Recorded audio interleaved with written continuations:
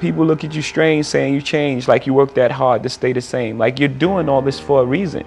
What's going on? This is Studio 81, and I'm here with a dope artist who just got through doing the 81 mic drop, fire artist, DEUCE CARLEONE, right? Yes, sir. Like, there's another artist that got me high. I'm not even smoking. Smoking, if you can't see it, it's foggy as fucking this bitch. That got me high as shit. And you know, when you unexpectedly high, you moving and fidgeting like, yo, what the fuck is going on? This is weird. I'm looking at my iPad and I'm going back and forth like, yo, did I come in this room? But thanks a lot for giving me unlonely high, but it's cool. So I know you from reading up on you from South Carolina, right? Originally, where at in South Carolina? Chester, South Carolina. I was born in Chester, South Carolina. Okay. What made you, first, how did you migrate from here, Chester, South Carolina to Charlotte, North Carolina? Because you've been here for how many years now? I've been I stayed in Charlotte for a minute, so like I said, I was born in Chester. Had around maybe like 5 or 6, ended up moving to Charlotte. Left Charlotte probably around like 13. Went back to South Carolina, but I went to Rock Hill, South Carolina. Like, that's basically where I grew up at from, you know what I'm saying, like middle school. All the way up. To graduation and shit, you know what I'm saying? Okay, yeah. But if y'all can't tell, he's one of the few tall artists I met in a long Tall as time. fuck. He like what, like 6'3" or something like that? 6'4". 6'4"? Yeah, Now, about 6'4", 6'5". Now I know everybody asked this probably, but did you play ball? Yeah. And why go rap to ball? Or I mean, go from ball and rap it. What was the change, the correlation there? For one, I was good in ball. Just, man, fucking up, dog. Fucking up, man. That's real, for real, though. Like, a lot of the time, it was just, because my mama a truck driver. Well, she been a truck driver damn near since I've been born. Gotcha. So, like, growing up, like, you know, she going on the road, like, long distance. See her probably a couple times out the month. I'm staying with my sister and them. They trying to take care of me. I'm outside, like. Outside for real. You know what I'm saying? Like, for real, like, really outside with the shit, man. But I was good as fuck. It just, and I had fucking straight A's. It was just, nigga was outside, bruh. So growing up in South Carolina, and like you're saying, being outside, how did that influence you for who you are today? And do you incorporate that into your music? That's everything that I put into my music. Because me being outside, I got the experience and witness so much. Then on top of that, before I really came to Charlotte, like I was telling you when I was younger, my pops, just watching this nigga do so much, then just as I'm getting older, just still experiencing shit my damn self. Over the time, it's like, shit, I got so many stories to tell. I got so many different ways to put shit because I done seen a lot. So it's like, shit, that's really it. And I incorporate that shit in my music. I call it reality music. Reality music. Yeah. What separates you feel like separates you from your artistry and your music and stuff like compared to like some of the other artists that are out or try to, let me say in the better sense of the word, emulate or imitate the realness? It's just, what does separate me is just, I got my own story. That's it. Like, I can't put down what nobody else do because I don't know what the fuck they done did. I mean, yeah, you hear people talking about it, but still at the same time, if you ain't with nobody stepping, then you really don't know the truth behind nothing unless, you know what I'm saying, motherfucker just come out and tell you that he was lying. But other than that, it's like I got my own story. Like, my shit real. I've been down that road. Been through them trenches. What was your first like experience like really going in the street? Like you said, you played ball, and I take it you played ball at school and stuff like that. Being outside is the reason why you stopped playing ball. What was your experience like being outside versus like I'm gonna choose outside versus choosing the basketball and everything like that? What was it that made you choose it? Just girls, which I can't even just say girl because I was getting girls in school playing ball too. But man, just running around with the homies, really, man, just on some wild, young, dumb shit, and you know, niggas get money any kind of way, cut grass, nigga, wash cars, run to the store for the big dogs, like whatever the case may be, niggas gonna get money some type of way and shit. Like I said, my mama was gone, so I had to basically like, you know what I'm saying, if I'm gonna put that shit on, I'm gonna have to buy my damn self. Yeah. And nigga, I've been wearing a size 13 since fucking ninth grade, like straight up. So it's like, shit, I already know Ann ain't about to goddamn, she ain't about to spend no two something on no fucking shoes. Goddamn shoes. Like, I gotta do it myself. It's straight up. So yeah, that's really what it was, man. Just I wanted to be a fly young nigga, so a lot of my niggas that was around me, yeah, them niggas same shit. Them niggas playing ball, and we outside. So I hear you saying, you know, a lot of old fly young niggas. Is there anybody particular that like you looked and you was like, damn, that nigga, that's the motherfucker I need to be like, or was like, yo, I need his swag, I need the fresh, because if he got it, I got it. You talking about like any nigga in general? Yeah, like that. For some of us, it's always, for some of us, is that it's one person that we've seen and we're like, yo, I gotta be like that. Like that nigga fly. Like for me, I ain't gonna lie.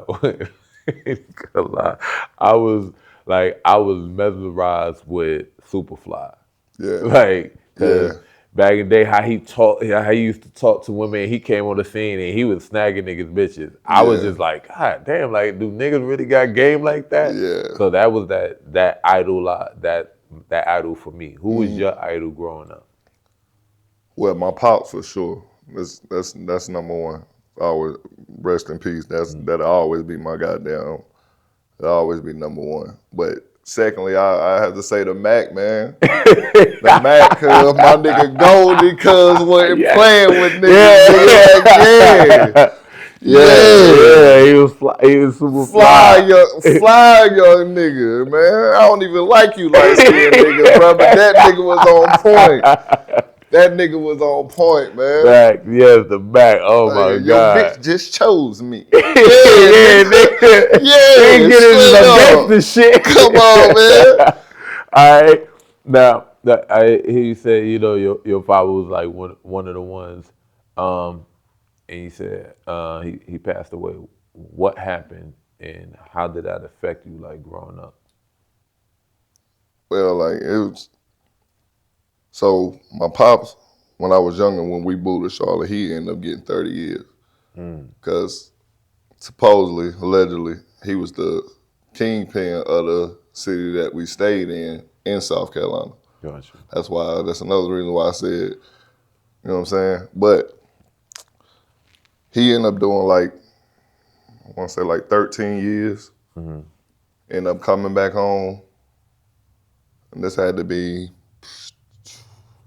2021 maybe. Yeah. So, just goddamn, my nigga came and seen all of us. Me, my sister, all us got all us together. He was still on house arrest and shit. Came and seen all us. And it's like the next day I know he was getting his house arrest shit removed. And he was about to fly to Cali because he was like, he always wanted to go to Cali. And I'm like, damn, I really want to go with you, but you know what I'm saying? I got 2 daughters, so I can't just up and leave, goddamn, like that. Yeah. I was like, shit, my nigga had fun. Called me when he was out there, got back. Like 2-3 days after that, I get a phone call. I'm like, what's happening? Like, my sister called me crying and shit. So I'm like, what's up? Supposedly, he went to the car wash. And mind you, my daddy paralyzed from the waist down because he got shot. Okay. So, went to the car wash. They say he stood up, shot himself in the chest. So basically, it was a suicide. That's what they told me. Yeah. But, I mean, I don't believe this shit. Of course. I can't believe it. And then just, man, that shit had me fucked up. Because I'm like, shit, even though my nigga been gone, he still taught me how to be a man and most important, be a father. Yeah. Behind the wall. So it's like, shit, I took that shit and I ran with it. And what my nigga was telling me, like when we was having our conversation when he was behind the ball, and me growing up in general, it's just like I had to take that shit to heart because I like my nigga know what he talking about. Like I done seen it. So shit, when that shit hit me, man, that shit fucked me up. Then it's like shit. My daughter now didn't really get to see my pops like that because he was locked up for so long. So they only got to see him for a brief, you know what I'm saying, maybe a couple months or some shit like that. Damn. And then that shit happened. So it was like, man, I was fucked up, dog. And I was fucked up. Now, losing your father and then having 2 daughters, you said, right? Raising them on your own. How do you think that alter how you raise them or how you're raising them?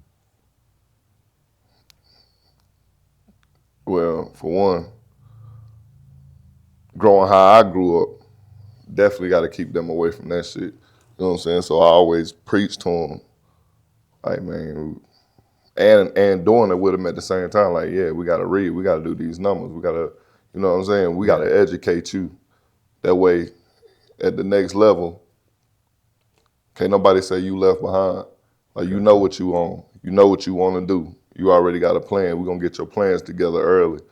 On top of that, of course, I'm going to do everything in my power to make sure I leave my kids something. But I still want you to know how to run businesses and doing different things of that nature. That way, you can take over what I got when I'm gone.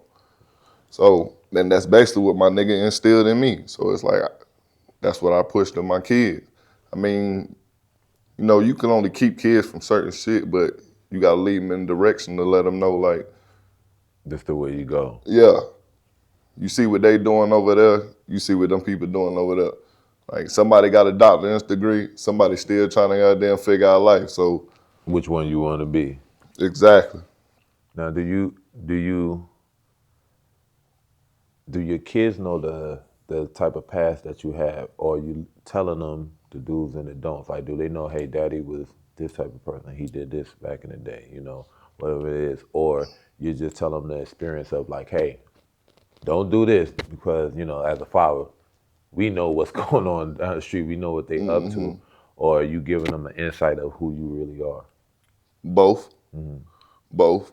Because, like, I'm only 29, so I'm still a young nigga. You get what I'm saying? I'm not no YN. You know what I'm saying? But I'm a YB nigga. I'm a young brother, like straight up. I'm a young brother, nigga. I'm a YB. I ain't with none of that foolishness shit, man. Cause like I said, I got 2 kids I gotta raise, and I got a family that I've been promising, like, I'm gonna get us out of this shit since I've been able to move on my damn own. So it's like the whole point is, damn, bro, I'm high as hell. What your question was? Cause I'm high than a motherfucker. What the question was, dog? Damn. I know I don't need to fight that shit. That shit got me zooted. I was saying, I was in the middle of answering the question. I was like, damn, nigga, I got deep into that moment. Like, damn, what the fuck the question was, dog? basically, how are you telling your kids from experience of who you are? Like, this is what daddy did. So, you know, or you just telling them, hey, don't do this because I know better. Yeah. Like, so do they know? It's both. Okay. Because, I mean, like I said, I'm young. So I had my first daughter at 16. So my oldest daughter is 13. Oh, okay. So it was like me being young and trying to move around, like, you know what I'm saying? For one, my oldest daughter's kind of like seen, but she was still small at that age. But growing up, still kind of seen with the bullshit that was going on. And then I'm not gonna lie to her. I keep it real with them. Keep it real with them from the jump. And I always tell them, you don't want no nigga like daddy. You want a nigga better than daddy. Okay. Like, of course, I'm gonna provide you everything you need, you want, because that's how you're supposed to be treated. You're a princess growing into a queen at the end of the day. Fact. So with that being said, you're supposed to get everything that you fucking want, but you make sure you deserve it. You make sure you still doing what you doing at the end of the day. To get this. Yeah, and that's why I show them, like, shit, I got people in my family that's fucked up, and shit, when we talk to them, I tell my daughters then, like, that's not what you want to do. Like, 40-something years old, like, you still living at home with your mama now, which ain't nothing wrong with that if that's what you gonna do. But if you ain't got shit going on, bro, like that ain't what you want.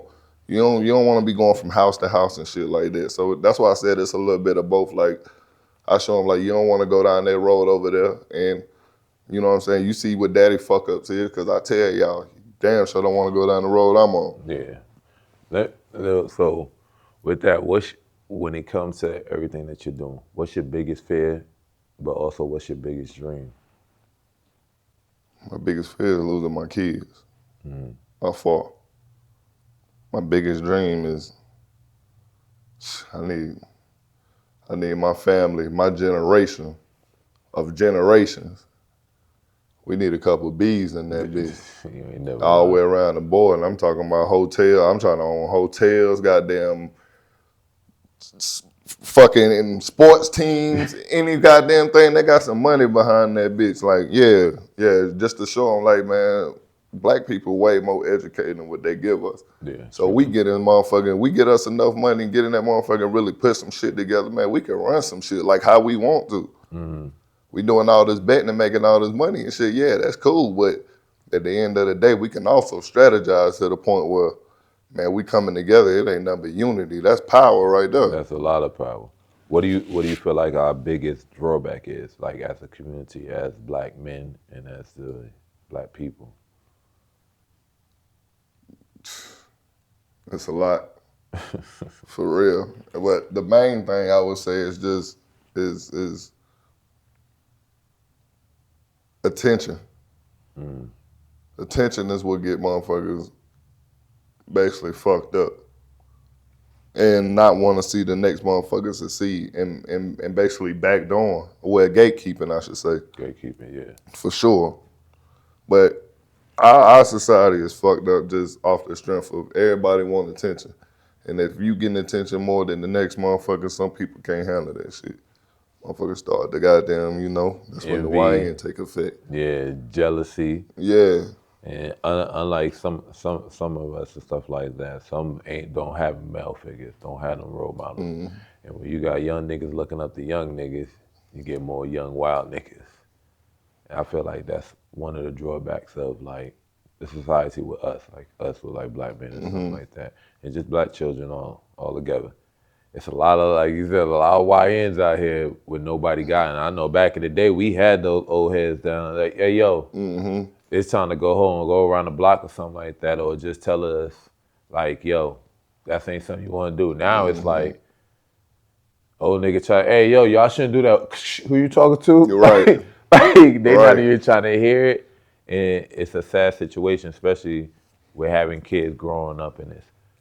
How do you shield your children from situations like that? Like, look, niggas is wild out here, and especially you doing your music, you hustling, you making your money and stuff like that. What's a proper way somebody can make sure their kids are staying on the right path? Just being there in general.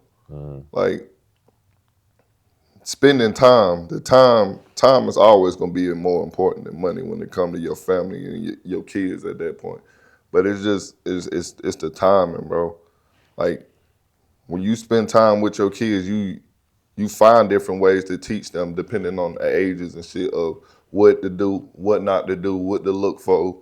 You know what I'm saying? If you see this, then you already know, like, I need to be going the other way, or I need to be taking my ass home. And Right. shit, I preach that to my oldest daughter now, because like I said, she's 13, so she getting to that age where she want to go out with friends and this, that, and the third. And I'm like, it's just certain shit that you need to look for. Like, don't put yourself in those situations where you can't control the situation. Got you.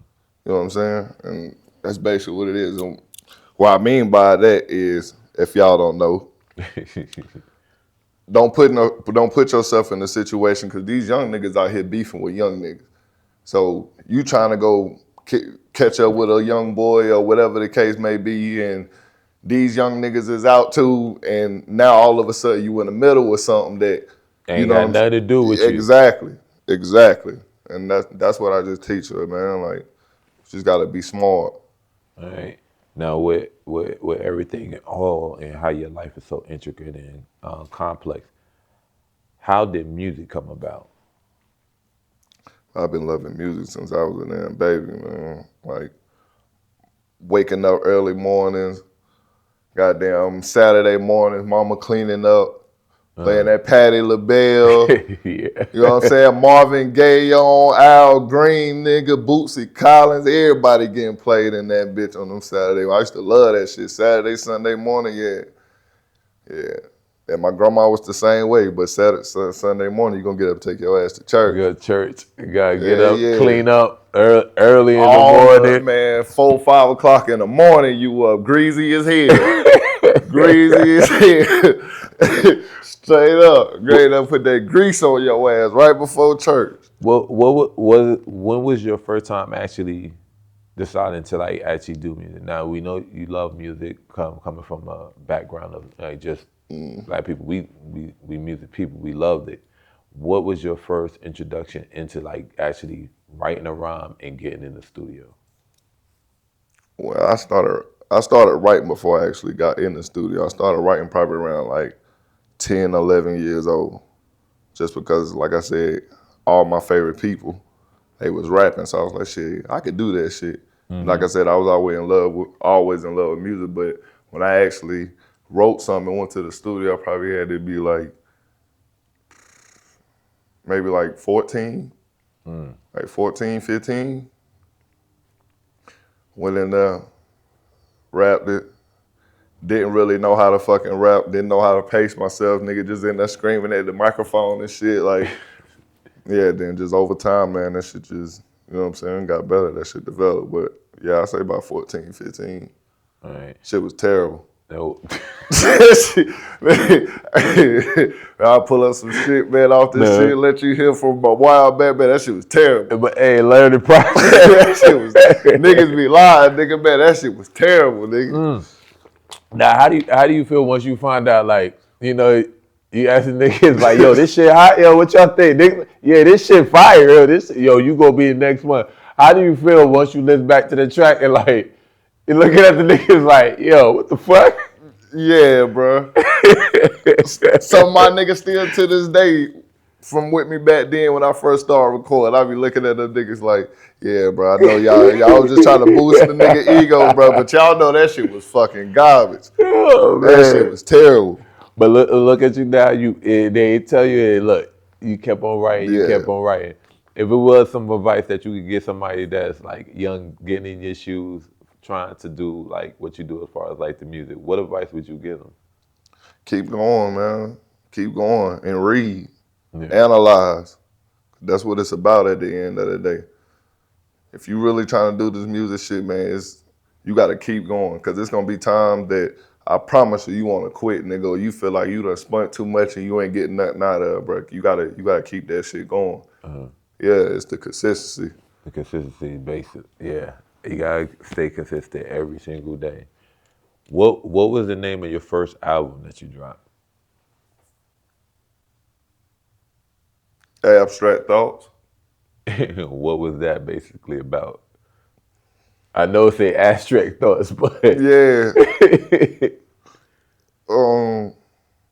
I was still like, I was writing about my life and what was going on at that time, but ain't no fucking telling, man. I found that damn flyer with that shit on it from that long ago in my crib the other day. I was like, bro, what the fuck?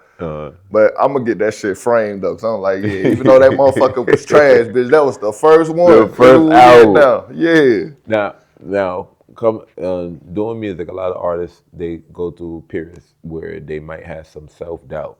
When you do fall and you have some self-doubt, what picks you up and gets you out of that slump and moves you up? My kids, my nieces and my nephews. Cause literally they'll be, my daughter all day, she a fucking DJ. She love music. So we get in the car, you might hear 2 songs from any other artist that she like, and the rest of it, she playing her daddy the whole way and putting that motherfucker on repeat. So the whole album gonna play, all the songs on there that she like gonna play. And like both of my daughters the same way. Then, like I said, my nieces and my nephew now, man, they be in there dancing to this shit, coming in there showing me, they watching me. I'm like, yeah, man. So every time it's like, shit, I know if I can make them kids happy, like, it's a bunch more people out here that'll feel the same way. All right. Well, besides the kids helping you motivate, what's another inspiration you have? Like when you starting, like putting that pen to the paper. So what inspires you the most? It just depends on what's going on in that point of my life. 'Cause like I said, I'm really rapping about shit that's going on a whole lot of the time. So it's like, if some shit really going on, then it's like, shit, I gotta get that shit off my chest, whether it's me dealing with, you know what I'm saying, the woman I'm dealing with, or just some shit ain't go my way how I wanted to, as far as trying to get some money or trying to come up with a strategy to make some money. Or like now I'm getting my damn CDLs and shit, so I was dealing with that shit for a minute because of some past shit that was basically stopping me from going to go get my damn CDLs and try to deal with that shit. So I said a lot of that shit, bro, just going through different shit. And it's like, so some shit happened, my nigga be done sent me a pack. Just out the blue. For real. Just out some shit be done happen. My nigga be done sent me a pack. Shout out my nigga MDK. Nigga be done sent me a pack out the blue. Just start listening and shit. And that shit just started clicking one after another. Okay. What's your process when you do get in the studio, right before you get ready to write, rhyme, and get on there? What's your process looking like?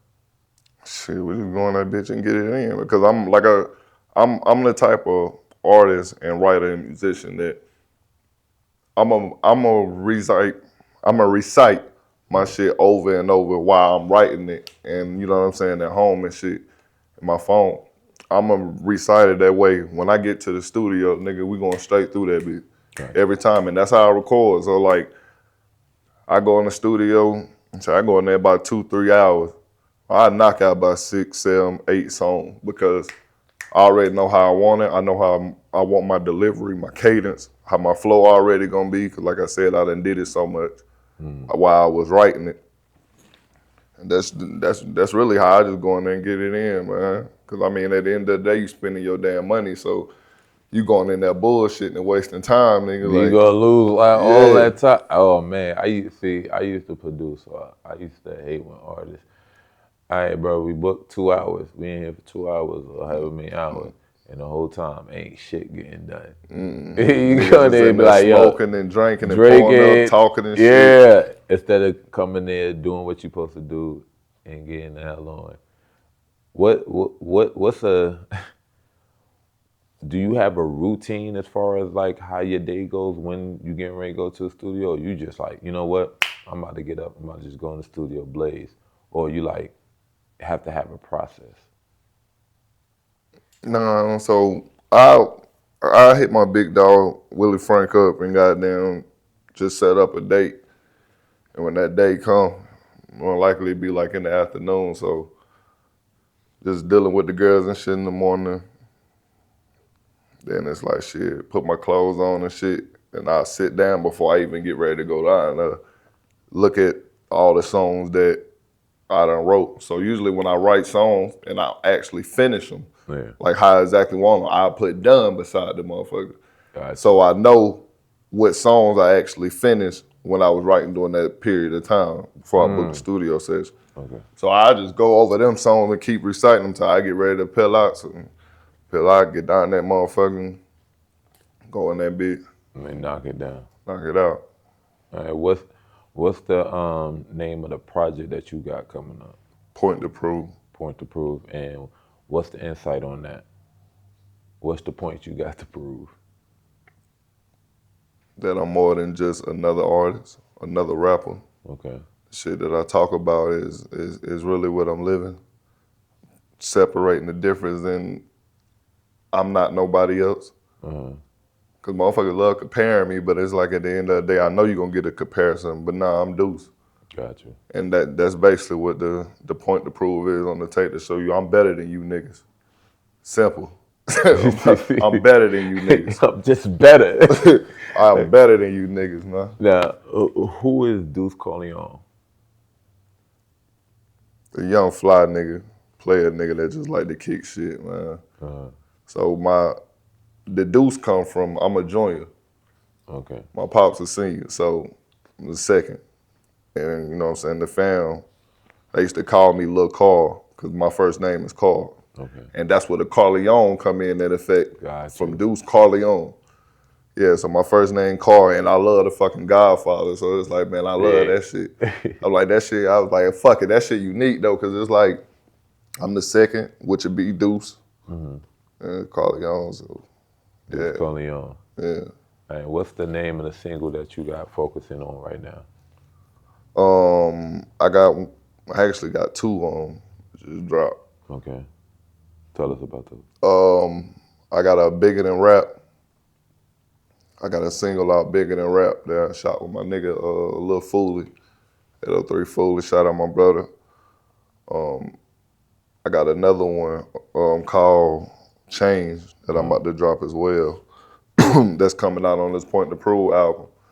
So that should be dropping within the next couple of weeks too. What's one of the biggest hurdles you deal with doing music right now?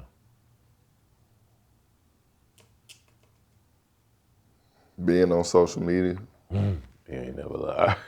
For real, dog. Cause it's like I could be out in the streets and goddamn, you know what I'm saying, chop it up with my people I need to chop it up with, but constantly being on social media, bro, like Draining. yeah, bro, like that really be my downfall. Then it's like I'm never really been a picture nigga, and Kim's like, nah, bro, you gotta start taking pictures. Like, you gotta start taking pictures. Like, you gotta post, dudes. I'm like, man, you right, my nigga, you right. I was like, fuck it, I'ma try slowly but surely. You know what I'm saying, man? It's been getting up. So it's like, that was really the downfall, though, man. Just not being a social motherfucker and not like taking pictures. All right. What we gonna do real quick, it's called Take It or Leave It, all right? I'm gonna give you two instances and you can take it or leave it. You can tell us why you're taking it or you can tell us why you're leaving it, all right? I'm gonna knock the hard one out the park. Drake or Kendrick? Drake.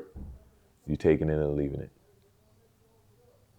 What you mean? Like, which one I'm taking? Yeah, which one you take it and which one you leaving? I'm taking Kendrick. All right, why Kendrick over Drake? Because that's the lyrical nigga. Uh-huh. Yeah, he talking that shit, ain't he, for his people. Okay. Basketball, football. Football. You taking it or leaving it? I'm taking football. Are you taking football over basketball? Yeah, fuck that shit. Why?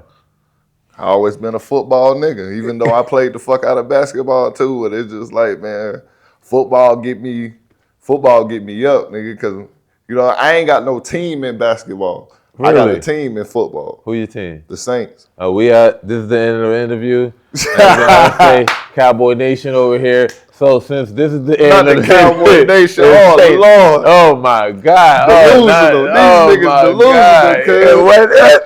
Go to the Super Bowl this year, dog. We going. The exact date, I can't give you that yet, but we going. That's why Michael Parsons getting his ass fired now. Listen, it's all right. Dion, where you at? We need you. All right. Where you at? Wherever you at, we need you to come. Nah, y'all got to puff it up that motherfucker right now.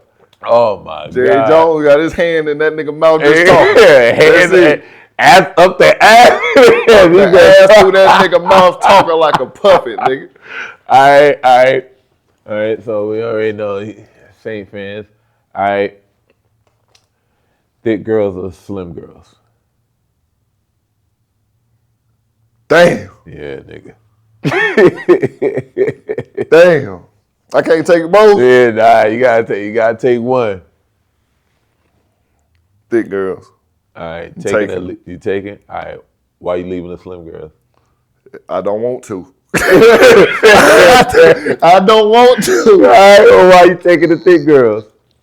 Cause I love, man. I'm a Thaz man. Oh, okay. You know what I'm saying? You know what I'm saying? Some real player shit, bitch. I'm a Thaz man. Thighs, hips, and ass. Yeah. That's me. Yes, sir. I need all of that. Straight Okay. up. So, are you single or taken? Single. Think about it. All right. What's a way to your heart? Mine. Okay. Mine and love. Mine and love. That's it. And food, bitch. Okay. All right. Take it or leave it. A woman that's hands-on, touchy-feely, all over you all the time. Or a woman that can cook her ass off. A woman that could cook her fucking ass off. I'm taking that all taking motherfucking day. Why? Because I like to fucking eat. And I know my woman do too. Shit, damn right. Got you. All right. All right.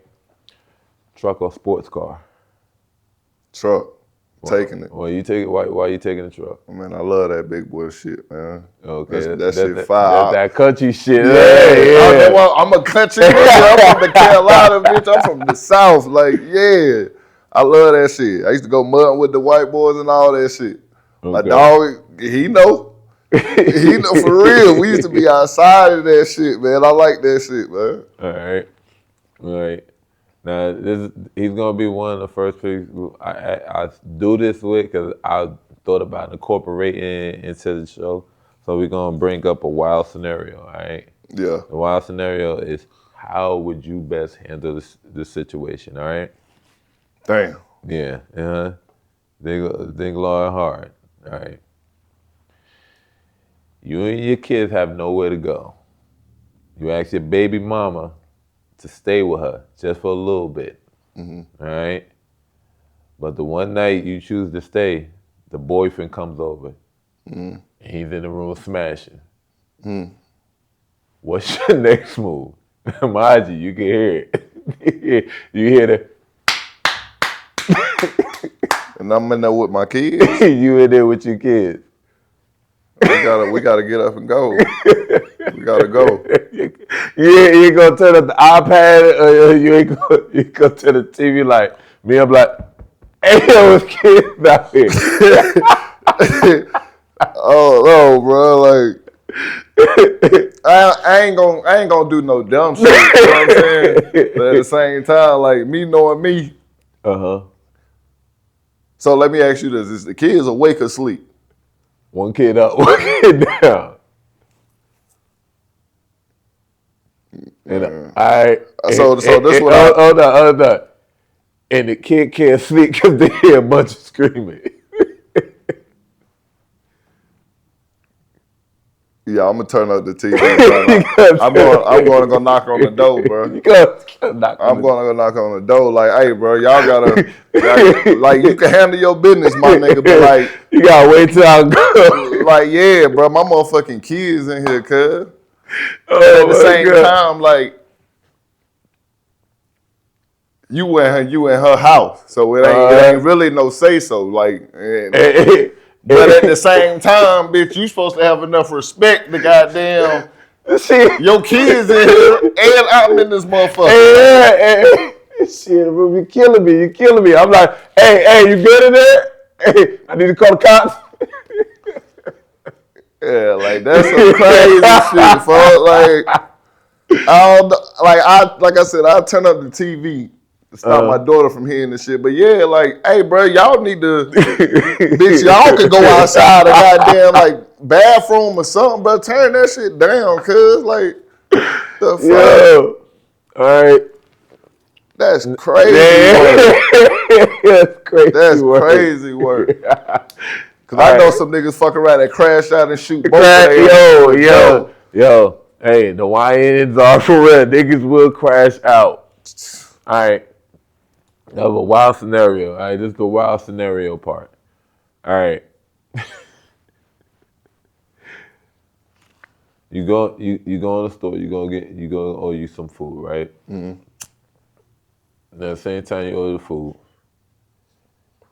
you go to your, let's just say you go to your McDonald's or whatever you eating, right? You go up in there, you take a bite of the burger, right? And you pull out, right? You pull out a piece of a rat head, all right? You go in there and tell the manager, hey, they're like, yo, y'all got some shit in y'all food. Yeah. The manager tells you get the fuck out the store. What's your next move?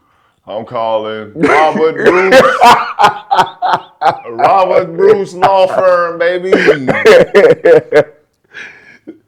All right, you call a law firm and they saying you might have a case, you might not, but you got to prove that one, you ate some of the burger with a rat, and you got to make sure you got the burger on there. I know you can do the receipt. Nah, fuck that. When that shit happened, I'm taking a picture You of the taking burger. a picture of the burger? The rat. I'm taking a picture of me right there with the motherfucker. Yeah. I might not like take no picture of my face, but like pants and here's the shit. rat. Yeah, like bitch with the rat. Like, yeah, y'all see this shit. Yeah, Right. let's give this money. But the lawyer said, hey, I'm gonna need you to take one more bite. Just so we can just say, would you do it? You might get a minimum $5 million. Oh yeah. You We'll gotta take one more bite. Take one more bite. Bite that bitch and spit that bitch right on your ass. Yo, my shit. Yo. That's crazy, nigga. Nigga bite. I would have, nigga, you bite that shit. You bite it first. You bite that motherfucker. I don't know. I think I'll crash the fuck out. I ain't even For gonna lie. shit, yo. I'll crash the fuck out. Like, this motherfucker done cooked me a whole burger Friday and put a goddamn rat or mouse in that bitch. I don't know. I'll crash the fuck out.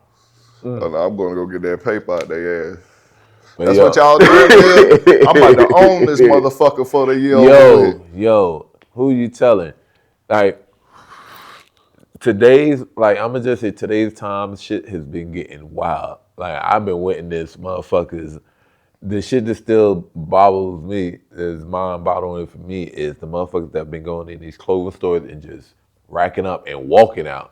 I remember back in the day, niggas just sneaking some shit under a coat or something like that. Now you see motherfuckers just going in, going shopping and just walking out shopping carts and just... What the fuck they doing that at? Here, Charlotte. It is in Charlotte. They had an instance, of course, New York. Like, New York, I love you, Jersey, I understand. But nah, they had a lady, and shout out to Charlotte, it was on the page. 2 ladies walked in to whatever clothing, Barnes & Noble, whatever. Not Barnes & Noble, but TJ Maxx filled up the shopping carts and walked straight out. Nobody said that, no security stopped. No, you see the security bottom, just take a photo. Lady, the whole policy is that you can walk in the store and take something and nobody supposed to do nothing. Nobody should touch you, say nothing to you, just let you walk on out.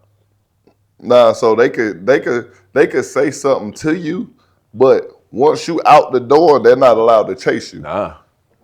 So look. if I run straight out the motherfucking door with this shit, bitch, you can't do a goddamn thing. Listen, I'm a throw it up on the screen so everybody can see the shit that I'm talking about. But they got motherfuckers now. People are just walking in the stores. I think I see that shit too. And they not buying nothing. They put everything inside the shopping cart. And they just walking out.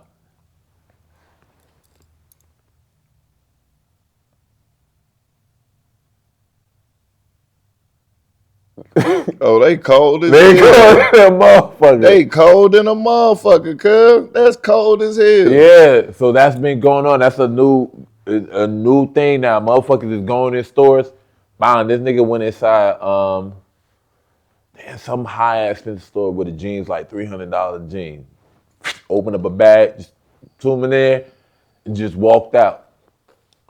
Yeah, times is crazy now. Thank you, Donald Trump. That's crazy. Yeah, see. Now I've been seeing stuff like that. So like, I just gotta say, times is real wild. Times is real wild. But you already know how they're gonna stop that shit. All they're gonna do is have. So what a lot of motherfucking companies gonna do, like motherfuckers inside the mall, they gonna do nothing but put security outside. You know what I'm saying? Be walking around max security out in that bitch. Then like the other big stores like Walmart and fucking TJ Maxx and shit like that, they ain't gonna do shit but pay the police to sit outside. Yeah. Cause hell, like they can't chase you, but nigga, the the police get your ass. You damn right, and they gonna be sitting there waiting on your dumb ass. Like, yo, that is enough for wild scenarios. But I like to thank you for definitely coming out with us and giving us a piece on your mind. When is your album dropping? I give you about like next 3 weeks. Next 3 weeks. Yeah, the next 3 weeks. So you ain't got a date on it yet? We ain't got the actual date. Matter of fact,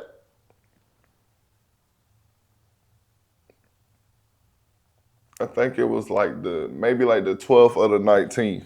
One of them. Okay, 12th for the Like 19th. the 12th or the 19th. All right, man. Look, I like to thank everybody for tuning in. Go follow my man. Deuce Carleo, baby. See, I know I go fucking. I'm Yes, still sir. over here, Blaze. Deuce Carleo. What's your Instagram? At Deuce2 DEUCE _ Carleone CARLEONE. That's me. You know what I'm saying? Right, I need y'all to follow him. Go check out the video. Definitely go check out the mic drop that we just did. And I'm V Dot, and this is Signature Studio 81, and we out. That bitch nasty. That's nasty work. People look at you strange saying you changed, like you worked that hard to stay the same. Like you're doing all this for a reason.